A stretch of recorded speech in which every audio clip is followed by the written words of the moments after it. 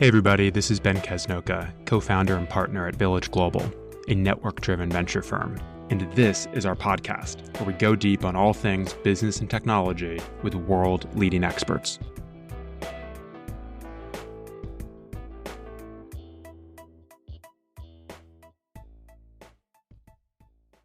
Hello, everybody. My name is Olga Sergeyevich, and I am the head of investor relations at Village Global. I am pleased to introduce my guest today, Marc Iserlis. Marc is a film and TV producer and a documentary filmmaker. He is currently building tokenized film financing at Republic, an alternative fundraising platform with 2.5 million users and over $1 billion raised across tech startups, real estate, art, and music. In today's conversation, we'll discuss film finance as an asset class, evolution of the film and content production industry, and how technology is changing it, and tokenizing film finance at Republic. All right, Marc, let's start with your film career. Walk us through the formative elements of your background and some of the key moments of your film career to date. Thank you so much for having me, Olga, and thank you for including me in the Village Global community. So in terms of formative elements of my career, I grew up in Asia, in Singapore, and I think that shaped my fascination with film in a few ways. It probably began as a kid on all those 24-hour flights to and from the US, where I would just stay up the whole time and watch a lot of R-rated movies that I probably wasn't supposed to at that age. I grew up in this weird environment where I was a first-generation American kid going to British schools in Singapore, summers in Beijing, lucky to have traveled the region a lot, and then finally coming to New York for university. So I think I gained this cross-cultural perspective that has shaped my sense of humor and my taste in the kinds of films and projects that I get involved with. I started out working with independent film financiers, and my first major film was called Hotel Mumbai, which was about the 2008 terrorist attacks at the Taj Hotel in India. And that premiered at Toronto in 2018, and that was truly an amazing cross-cultural production. It had a Hollywood cast, investors from Singapore. It was filmed between Australia and India. And then I moved more into documentary directing and then scripted TV development. And then now this fascinating realm of film tech, as I call it. But yeah, I guess being this confused third culture kid, it's hard for me to pick a lane, but I've always made it my MO to be this bridge, I guess, between different cultures or industries, like between the East and the West, or nowadays, film and tech. Now, Hotel Mumbai is a deeply complex, thought-provoking, and touching movie. What was it about the story and the way it was told in the movie which spoke to you the most? Thank you very much, Olga. That means a lot. And I know that it's not exactly light viewing. Growing up in Singapore, I always felt super connected to India. My high school was something like 1/3 South Asian. We had a tandoor serving naan and chaat in our cafeteria. I danced Bhangra. My best friends were Indian. They used to call me the Hindu, actually. But that aside, I happened to be in Mumbai during the 2006 terrorist train bombings, just a few years before that, and saw how the city came together to help their wounded. I was staying with a local Mumbai friend, and I remember how someone came over that day for dinner saying he'd carried a body from the tracks. Well, the 2008 Taj Hotel terrorist attacks was kind of like the Indian 9/11, and almost every Indian I know has had some relative, friend, or story related to the incident. And even non-Indians who've been to India are usually familiar with the Taj Hotel's beauty and the nearby Gateway of India. So the story itself had such a cross-cultural setting and international context. And the team around the movie came together in such a global way too, as I mentioned before. So it was a powerful script. The director, Anthony Maras, had an amazing vision. He knew exactly how to bring out the empathy and tension from its spectacular cast, Dev Patel, Jason Isaacs, Anupam Kher. So I was very lucky to be a part of it. And what do you have coming out next? I'm a proud producer on a biopic about the life of Salvador Dali. It's called Dali Land, starring Ben Kingsley. The film premiered as the closing night gala at last year's Toronto Film Festival, and it'll be out in theaters this summer. It's written and directed by the glorious Mary Harron, who, of course, directed the cult classic American Psycho. So as you can imagine, it explores Dali's later years spent partying excessively at the St. Regis, New York, somewhat losing his way and his control over his relationship with his wife and muse, Gala. And it's all seen through the eyes of this young apprentice who comes and works for him. The film really does hold a special place for me, as it was the result of years in the making. It was filmed against all the odds in the height of COVID. And it had some great producers on board. It was the legendary producer Ed Pressman's last film before he passed away a few months ago. Ed, of course, defined modern cinema with films like Wall Street, The Crow, Badlands, Conan the Barbarian, Thank You for Smoking. David Sachs was also a producer on the film, and they had done Thank You for Smoking together previously. So just really a great crew. And the other thing that I'm working on more immediately now is bringing it back to Asia. I'm producing a docu-series about the China-US heroin trade with my partner, Jonah Greenberg, based in Beijing. It's about one of the largest heroin smugglers between China and the US in the early 2000s, and arguably the first and most successful instance of collaboration between the DEA and the Chinese government. So it's kind of like an Asian Narcos, but it explores this interesting concept around drug diplomacy, where despite the escalating tensions between China and the US, then and now, the two sides do actually work together hand in hand on drug enforcement policy and at the end of the day to catch the bad guys. Well, look forward to both of these films. Visiting Salvador Dali's house near Barcelona a few years ago is one of my favorite travel memories. So look forward to learning more through the film. Now, you've had a chance to experience different types of roles within the film industry. So talk us through what are some of the positives and negatives of being a producer versus being a documentary filmmaker versus being an actor. Oh, acting. Great. I see you dug deep into my beginnings as a glorified extra. Thank you for exposing that to the entire global village. No, it's true. My exposure to the industry did start as an actor, and it still fascinates me today as a craft. One of the most interesting concepts that I remember from years of acting classes is that acting is about behaving truthfully under imaginary circumstances. So one teacher put it to me this way: on stage, you're actually being more truthful than you would be in real life. I mean, think about it. If you're walking on the street and somebody bumps into you, or if someone at work is being horrible, or, if I'm being too long-winded on this podcast, in real life, you'd probably keep your cool. You'd say, don't worry about it to the guy on the street. You'd act professional at the office. You'd smile and allow me to keep talking. But on stage, audiences don't want to see people keeping their cool. You get to really explode and let it all out, tell people to shut up. And that's the stuff of drama. It's an interesting paradigm to consider, that the irony that acting is not about pretend, as most people think, but it's actually about being truthful, unconditionally. But anyways, I must be just too repressed for all that kind of stuff. So I pretty soon realized that producing has a longer shelf life and also makes more use of my third culture personality. And by the way, what does producing really mean? There's many flavors of it, from originating an idea to physically being on set. And in my case, it's been about developing IP, packaging and pitching to talent, and very importantly, securing financing. And the positives, you get to make a movie, baby. The negatives, whether it's scripted or documentary, the industry is kind of in a tough place today, from the decline of the box office to the commoditization of content, to the very dysfunctional revenue models, which in many ways have been compounded by the streamers.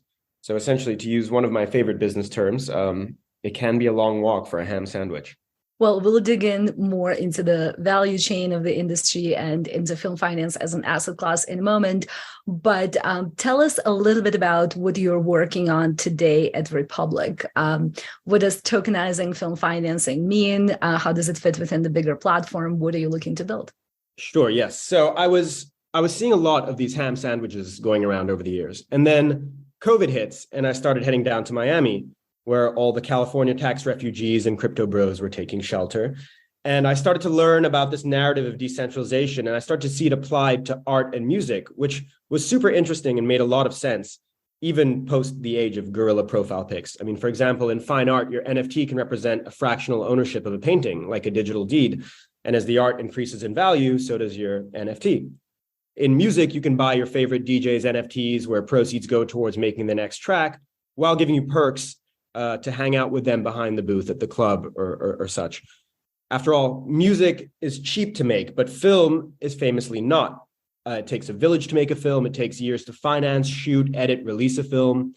And most importantly, if you invest in film, your revenues come back in the form of ticket sales, syndication royalties, airplane screenings, any other exploitation of that IP. And these are all, of course, securities. And as we've seen in the last few months, many Web3 NFT projects that were marketing themselves with profit-sharing properties have been slapped down by the long arm of the SEC and deemed as illegal securities.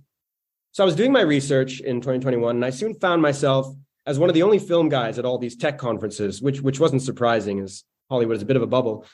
And like everyone, I was trying to figure out how to deploy NFTs and tokens as this fundraising tool, trying to crack savvy and circuitous tokenomics systems around staking and earning and utility. But at the end of the day, I'm a film guy. I didn't go to Stanford for mathematics. This was way over my head. And finally, at last year's Cannes Film Festival, I met the team from Republic, and I saw a really unique opportunity.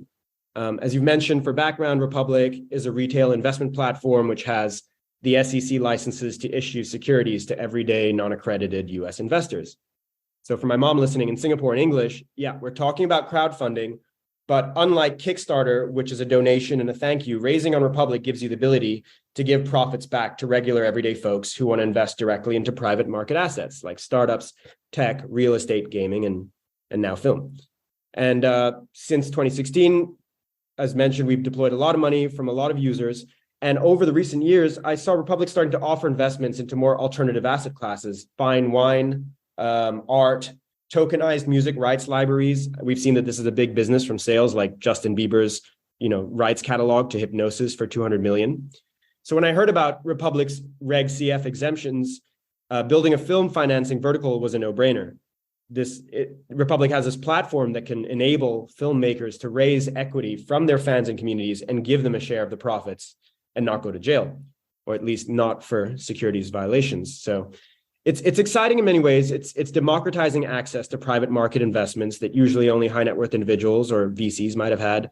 And there's a tokenized element to it. These equity shares are digital tokens on the blockchain, which means more transparency, lower transaction fees, and the ability to eventually trade your stake in the film on a secondary market. So with security tokens doing the job of the fundraising, you can also then allow all those NFTs to do what they do best: community engagement, utility perks, and ancillary revenue streams coming in even before the distribution of the film. So I found this really exciting, really innovative, not to mention fun and inspiring to sort of educate people in the industry about this new tool. And so would you expect the type of films that get produced, because they are financed by individuals on the platform, would you expect those to be different than what gets produced today in some ways? Yeah, I think that's a really great question, Olga. At first, my ambition at Republic is for audiences and fans to be able to invest and to share in the success of different types of film properties. This could be well-known franchise IP. It could be cause-driven content, or it could even be their favorite athletes or musicians' film debut. I mean, think about those UFC fans who pay $80 a weekend to watch the fight. I bet they jump to be a producer on their favorite fighter's film.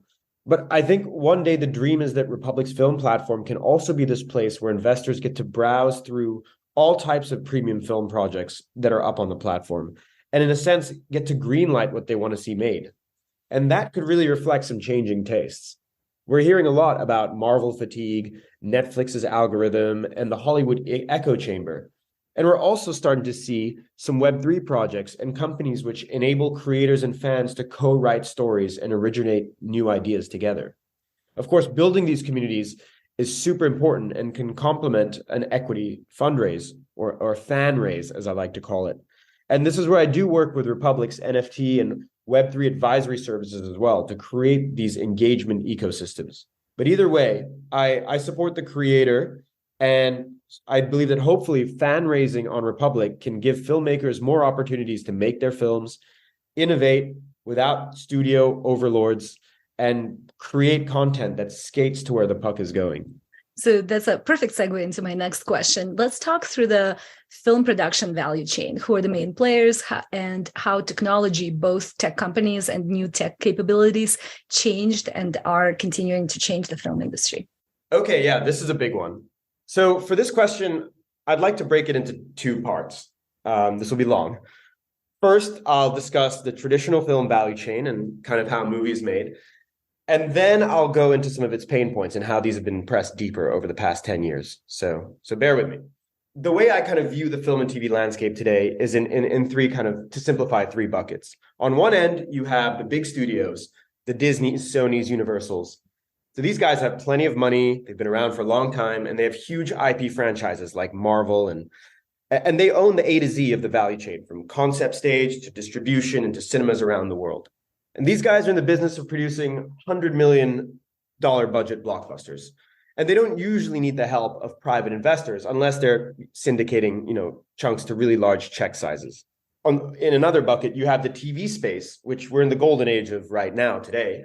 But these similarly don't require much private financing. These days, for example, an episode of HBO's Succession might cost 10 million US. All those great cast members, writers' fees, helicopter scenes to the Hamptons. So 10 million times 10 episodes, you're talking about $100 million season of TV. So you're not really going to independently fundraise and produce that show. You're going to want a big network or streamer to pay for it once you bring them the pitch. And not only that, each streamer naturally has its own style of how they'd execute that concept for their network's demographic. So the same show concept might look very different on HBO versus Netflix or Amazon. So even if you did go off and somehow privately finance a $100 million show, you might not have a buyer at the end of it. So you don't really want to be left holding that bag. You just want to kind of develop the concept and sell it to a network. And these days they'll buy the IP off you in some way and pay you producing or writing fees for it. So the space that really needs help sits in the middle of these two monolithic systems, the independent film space. Now, this is where films usually between the $2 and $20 million range are developed and hustled outside of the big studio system and are funded by private equity investors and ideally, premiered at film festivals around the world in the hopes of being bought by a distribution company that will then market your film, put it out into theaters and deliver huge box office upside. So, if you make a movie for $5 million and it creates a bidding war at a festival and it gets a great distributor who mounts a great marketing campaign, puts it on tons of screens, and it becomes a runaway success, you could make hundreds of million dollars back. You may have heard of these legendary examples, such as the Blair Witch Project or Paranormal Activity, movies made for less than 100,000 and then grossed a couple hundred million in the box office. Or more likely awards darlings like Pulp Fiction or Napoleon Dynamite or Moonlight. Just as in VC, you can achieve these unicorn multiples. But this revenue model has been pressed more and more over the years for a number of reasons. So I'd like to walk you through kind of high level how an independent film is financed usually. And it's a bit similar to real estate where you have equity investors on one hand and you have soft money as well financed by debt. So let's say we have a $10 million film. Olga, you and I, we're independent film producers and we want to make Village Global the movie. So we've spent a bit of our own money to develop the story. That means like optioning rights and hiring a writer to pay for the script. Okay, and then let's say we get the script killer and we want to attach now a killer actor on board to really make this thing fly. So who do you want to play you? Oh, it's such a good question. Let me think about it. I love Sienna Miller, so Let's go with her. Okay, great. Sienna Miller. Love it. Let's call her Sienna, first name basis. So you send the script around town through all your connections, your agents, and the script gets to Sienna and she loves it. She says, I'm going to attach myself to this project. And ideally with that name, it just helps you raise money. And of course, she's going to act in it if it gets funded.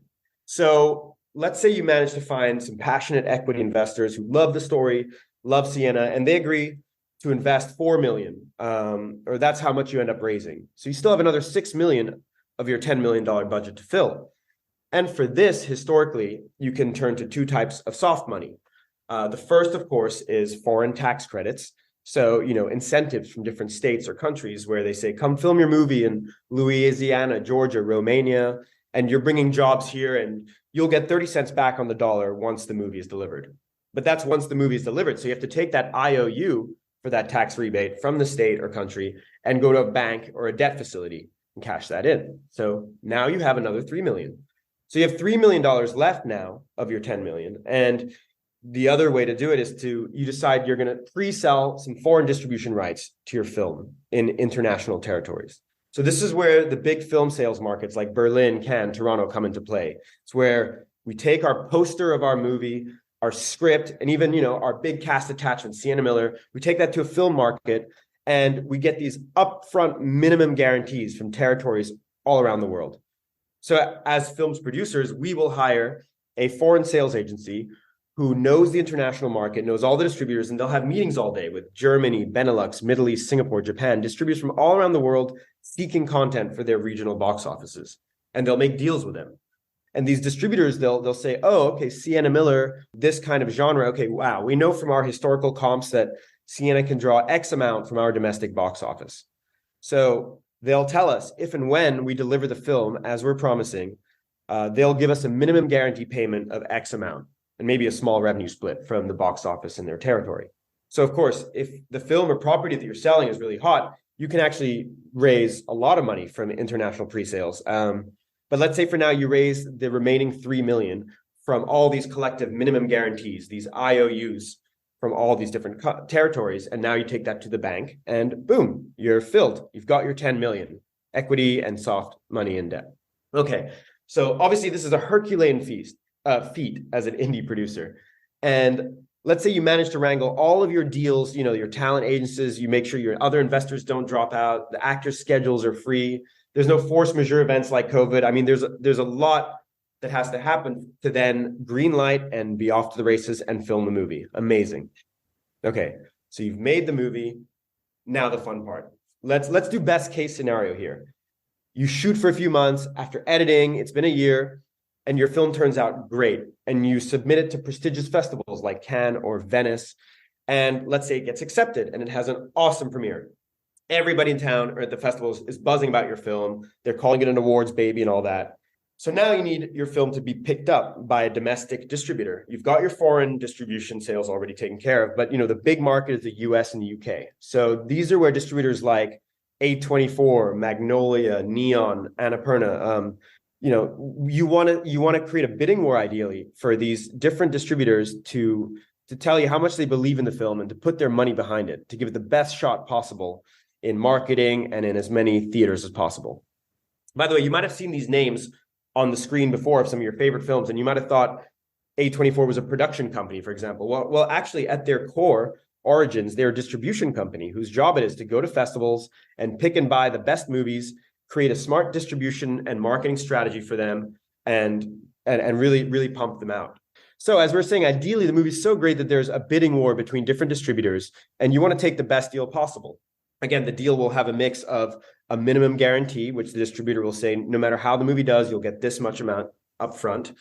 And they'll also have an agreed upon marketing spend. That'll define how much they believe in the movie and how much they want to spend to really pump it in as many screens as possible. And then also, of course, the strategy of where the film shows after that in other ancillary platforms and revenue streams. They'll also discuss the distributor fees and the revenue splits. So anyways, the best distributor will believe in the film's potential the most, and they'll cut you the best deal with the best minimum guarantee and the best splits from the ticket sales. And if they're more conservative, of course, they'll give the film a shorter theatrical window and try to make a deal for straight to cable or streaming. But let's say we make a great deal. Oh my God, Village Global, the movie, now has the best distributor on board, and they're going to market the hell out of this film.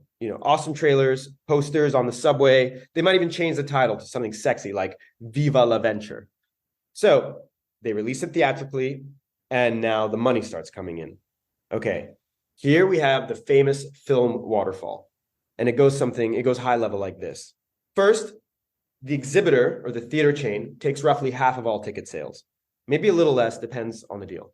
Then the distributor, they take almost half of that, maybe 30% in fees, plus, they recoup their minimum guarantee, and then they have to recoup their marketing costs. This, as you know, from media buys, can sometimes be double the entire film's budget.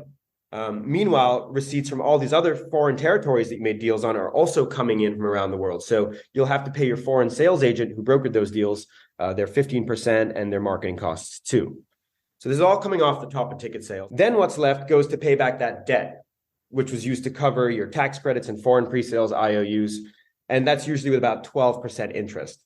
And then there's the union fees, deferred costs, collection account fees, until finally what's left goes to paying back equity investors at their principal plus a 20% premium. And then there's the net profits pool for the long tail of the film, which is split 50-50 between the producers who can give points to their cast and crew and whoever, and the equity investors who split up their 50% pro rata pari passu. And ideally, you continue to make money over the long tail of the film in residuals, royalties, secondary showings, Broadway remakes, and of course, the glorious cult following that our film Viva la Venture will create. Okay, so that was a lot. That's kind of beginning to end, soup to nuts of an independent film financing and distribution journey. So we'll take a breath, but to answer your question, how has tech started to change the industry? Well, over the years, as I'm sure you've seen and heard, people have started to go to the cinemas less. People got nicer TVs at home and started going out more just for the tentpole blockbusters. Take the family to the Marvel or Avatar, but watch the Blue Valentine or the Lobster when the kids go to bed. And then, of course, in the 2010s, the streamers started ramping up. So these streamers started to go to the film festivals and splash their cash and basically outbid all the traditional theatrical distributors. So for our $10 million film, rather than make deals with these distributors around minimum guarantees and what it will take to recoup from hefty marketing costs and risk unknown theatrical performance, Netflix would just come and buy the film out for a large lump sum and basically put you and your investors in the black. Of course, this can be great, and we still see this happening with films like, even at this year's Sundance Festival, Fair Play, a small budget indie that Netflix bought for $20 million. So these films and its investors, they don't have to worry about losing money in the precarious waterfall and getting to recoupment. But of course, the downside is they won't ever get to that unlimited breakaway upside. They'll never really see net profits, because in a gangster kind of move, the streamers, they buy out all of your IP in perpetuity. So all global distribution rights, back-end proceeds, sequels and adaptation rights, merchandising, everything. But it's kind of the risk ratio, the risk analysis that you will take in that situation based on the film and its reception and its deals. So apart from the splashy acquisitions at these film festivals or big Scorsese films like Netflix's The Irishman, these streamers started to also commission, originals, like Netflix originals. And they did this using a cost plus model. This is where they commission or buy a film for its budget and then add a 15% premium to sort of pay you off. And over the years, as indie films started to have less chance of succeeding at a declining box office, producers wanted to take less risk and streamers took more hold of the market. And eventually those premiums started to fall from 15% to 10% to 5% or less. And since producers are no longer living for that theatrical upside, their incentives would be just to get paid from fees within the budget and just to produce more and more films that fed Netflix's algorithm. So that's why today we hear about the commoditization of film, the oversaturation of Marvel and movies and the box office and even the declining quality now of Netflix. So that's sort of my State of the Union today. It's tougher for many films to succeed in the box office, and there are limited profitable distribution paths. But what's scary also is that you're even seeing the Black Adams of this world underperform. And yeah, you're seeing even Netflix now, share prices falling. It also seems that a lot of the idiosyncratic elements about every film would probably play a huge role in how commercially successful it ends up being. So what would be your advice for investors who want to invest in this asset class, because it probably has higher likelihood of being uncorrelated to other asset classes? So if I guess one route would be to go on Republic and see what financing opportunities there are available. But just overall, should you think of it as a portfolio? It seems that it's in many ways very similar to venture capital portfolios, right? In terms of it's a power law business. So what would you recommend for investors who look to allocate, both in terms of, how to do it on a portfolio basis, but then also, should they work with certain types of intermediaries, and how should they think about de-risking? So despite the gloomy picture I've painted just now, I do want to say that film still holds an important place in culture and society. And it can be a lot of fun to make a movie. And if you follow your passion and your taste, you do sometimes achieve breakout successes. Films like Little Miss Sunshine, which cost $8 million and made over $100 million in the box office, or Slumdog Millionaire, which cost $15 million and grossed $368 million worldwide. And My Big Fat Greek Wedding did the same. Rocky was made for $1 million, and today that franchise is now worth $1.7 billion. Same thing with the Saw horror franchise.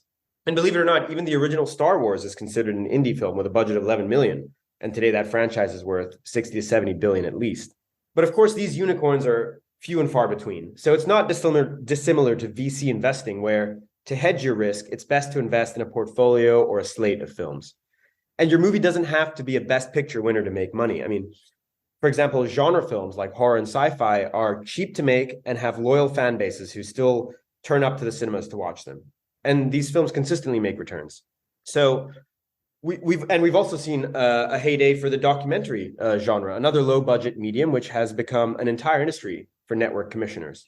So a lot of investors, find film financing exciting, inspiring, and after all, it's art. And what's exciting for people like me is the obvious fact that this industry is extremely ripe for disruption for many of the reasons I've described above in the film value chain.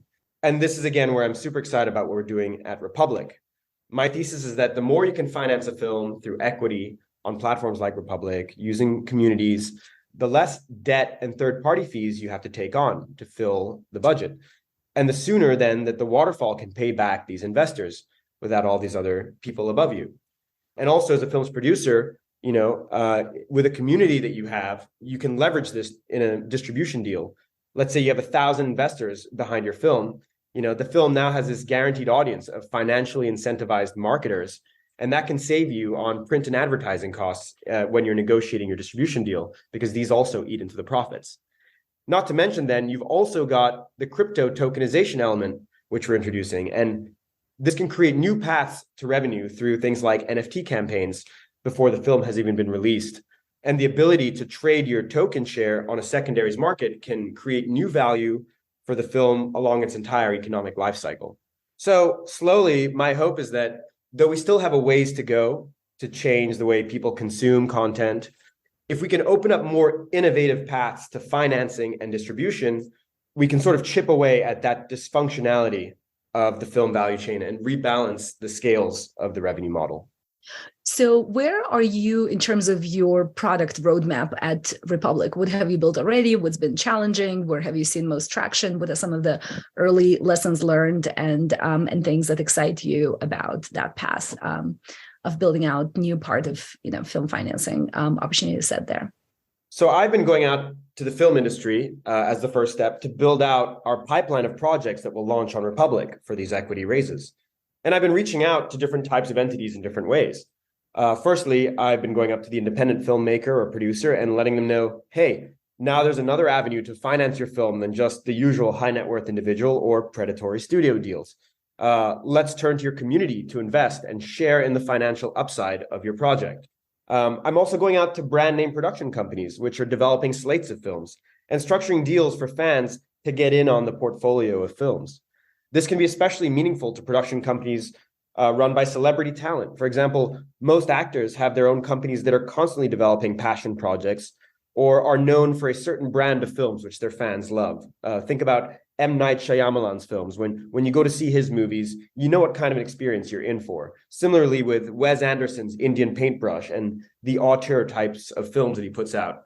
Or Seth MacFarlane's Fuzzy Door and the crazy type of Family Guy humor he has. Even Jason Bateman's aggregate films. Should these talent pods ever want to raise and produce a project outside of studio control, what better way than to invite their fans to be a part of their company's journey? And I believe that these fans would leap at the chance to invest via security token or even a utility token that gives them certain behind the scenes access or even a Zoom with their talent. And lastly, I'm also talking to some larger studios which have franchise level IP with the logic that what better way to reward your fans of your IP than to offset a $5 million tranche of the equity to them so that fans can say, I made that next movie. And being a known IP, of course, it's also a safer bet for investors. And of course, there's also these other additional low-hanging ancillary revenue opportunities, such as digital collectibles or a studio utility token. So we've been onboarding a range of projects in these three camps, and these three types of projects also require the development of new proprietary securities instruments for the Reg CF raise. So for the individual film equity investment, we're developing a Republic revenue share instrument for film. For the slate development raise, there's a type of loan instrument. And of course, to invest in a production company, we can turn to Republic's CrowdSafe instrument. And we've already had some success in that department. The production company Skybound, which produced series like The Walking Dead and other IP, has already raised $12.5 million to date on Republic. Of course, there's significant challenges in the need to educate and inform the market, both to filmmakers and producers, that there are these new financing tools available and how they work, and also to distributors and studios that we can be this complementary path to engage audiences and create new revenue streams. And of course, as projects are on board to Republic, we'll also have to clearly convey the film revenue model to retail investors who are interested in financing. But overall, we're really excited for the potential of this new film vertical, and we're doing something and offering something that not many other platforms can do. Oh, that sounds super exciting. And let's move to some of the other players in the film industry. So what role do film festivals play? Well, in the past, you'd go to a film festival and you could actually raise the entire budget of a film just right off the poster from foreign pre-sales. So it's very productive in that sense. Obviously, there's been a bit of a slump in foreign pre-sales and acquisitions as described. But like with many conferences in the industry, there's an important network effect that happens when you meet new creators, when you share deals with other producers, and when you celebrate the miracle of film. I mean, in some ways, it really is a miracle. It's a meritocracy in a way. If you can deliver an incredible film that makes it into a Cannes or a Venice or a Toronto, I mean, so why not wear a tux to a premiere and celebrate years or even decades of work and creativity? And it's highly fun. I recommend everybody joins me at one. Well, I certainly enjoyed the last one I attended, and thanks for calling out Fair Play. I want to go on record by saying that I stated the second I saw it that I thought it was going to be one of the biggest successes from the festival. Really, really strong and just an amazing film. So is the United States still the global leader when it comes to film industry? And who are some of the other rising stars? Well, in 2020, China finally overtook the US as the world's largest box office. And they have a huge theater-going population, as does India. I think they're number 2. And I think they put out the most number of films, I think, every year. And Nigeria is probably a close second. But, still, when it comes to budget sizes of production, the US is still the global leader in terms of making big films and big TV shows and investing in that. I do believe that this is the golden age of long form storytelling that we're in. It was pioneered by shows like The Sopranos, The Wire, Breaking Bad. I mean, I think this has really still been established in the West. And it's known that Asia's budgets for similar products are half that of the US's. But I hope that's going to change. I mean, what's really encouraging is that the Korean wave of films and TV are really, picking up heat. From Crazy Rich Asians to Parasite to Squid Game, mainstream domestic audiences are finally happy to look more global, more outwards than just Europe or South America. They'll read the subtitles in different languages. And so with my roots from Asia, I want to be very bullish on that cross-cultural dream and invest in developing content with Southeast Asia, for example, which has an English-speaking culture and an incredibly diverse cosmopolitan history and a population of over 600 million. And what, in your opinion, is key to good storytelling? And what are some of the ways for people to get better at it? Oh, man. Okay, I know there might be a lot of truly brainiacs in Silicon Valley, but the one leg that the film industry still has to stand on is that we are the best storytellers, period. I once took a course with a famous story consultant and lecturer called Robert McKee, and he made an argument that telling a good story that has believable character development, that grips the audience's empathy and suspends their disbelief and rewards them throughout the story, surprises them at the end, is maybe the hardest thing in the world to do. He says it's even harder than nuclear physics because math is still based on laws, while a story is originated purely from innate blue sky imagination. I don't know, maybe it's kind of true, but how often these days do you watch something, but then something is trite or predictable, or it's solved too conveniently, you've seen it before, or the ending is a letdown. Despite all the other good things that have happened in that show, you throw the whole thing away because you're disappointed by that ending or whatever. I mean, audiences have just become extremely, extremely savvy today. We've been spoiled by so much good content, and it's getting harder and harder to impress us. So, we're in the age where you have people who aren't just going to watch the new celebrity talent vehicle. They want to see the next Aaron Sorkin show. So there are certainly structures that follow human storytelling traditions, the hero's journey, the 5-act structure, which has an exposition, a rising climax, a falling action, and a resolution. But these days, I think it's actually more about breaking the rules. Again, since audience think that they've seen it all, surprise them. Just look at what HBO's The Last of Us is doing. They're shifting between character storylines and unique episodic structures. And audience appreciate kind of subtlety. It's rewarding when you as a viewer do the work of piecing the puzzle together. And as a writer, you want to strategically withhold information from your audience. So they say that stage is an actor's medium, film is a director's medium, and TV is a writer's medium. And we're definitely in the age of the writer. But if you're asking me, hey, what do I know? I'm just a producer or a fintech bro now. I don't know which one's worse. So I cannot not ask you about one of the greatest cultural phenomena of last year, White Lotus. Why has it become so popular? Oh yeah, who doesn't love a White Lotus? I think it's definitely the cream of the crop in terms of the recent flurry of eat the rich content. Maybe that genre or style has become so popular in this age of social media voyeurism and even sense of schadenfreude amidst economic downturn. I mean, the excesses of wealth is an easy target. It comes down to execution. I had so much fun watching Triangle of Sadness in the theaters. I hadn't had an experience like that with an audience in ages, reacting viscerally in real time.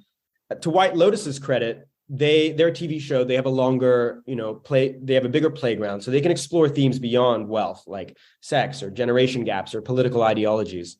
I think with movies like The Menu, this genre is starting to reach a bit of a saturation point where it starts to be just some kind of display for the public court without saying anything new. So again, it's about delivering something fresh to an increasingly discerning audience. And White Lotus is just every season they're going to explore a fun, crazy new theme and cast. So, it's constantly surprising. One of the reasons we get along so well is because you're a journalist, you have a lot of different perspectives, you've traveled to many places. In addition to growing up and studying between Singapore and China, you've also traveled extensively in Central Asia. So what are some of the hidden gems and your favorite travel reflections from those destinations? Yes, Central Asia speaks so much to my third culture mixed up identity. The former Soviet Union, where my parents were born, the hub of the Silk Road between the East and the West, the rich madrasas of Islamic influence, and just this true sense of fresh adventure. I feel like compared to South America, Africa, Asia, people don't really know as much about these stands and all their rich intermingled history, their friendly people, the delicious food, the incredible resources and nature there. I'm proud to say that I've visited all the stands now, from the Pamir Highway, which is the rooftop of the world from Tajikistan to Kyrgyzstan, and even a tour of Turkmenistan, which we entered on a cargo freight ferry across the Caspian Sea from Azerbaijan. And I'd love to work in this part of the world one day. But I guess when I get out there, most of all, I just love and need that sense of removal, that paradigm shift from speaking about film tech and HBO shows over Zooms with brilliant venture capitalists to this place that reflects another era where my phone doesn't even work. And maybe then I'll finally get to read that book again or that great script that will be our next film unicorn. Well, super exciting. And what a perfect way to wrap up this conversation about film and finance and tech and multiculturalism and the world through some excellent storytelling. Marc, thank you so much. It's been a pleasure having you. Thank you so much for having me, Olga. Thanks so much for listening to the Village Global podcast. You can check us out online at villageglobal.vc. We'd love to hear from you, your feedback, your ideas, your inspirations. You can email us at hello@villageglobal.vc.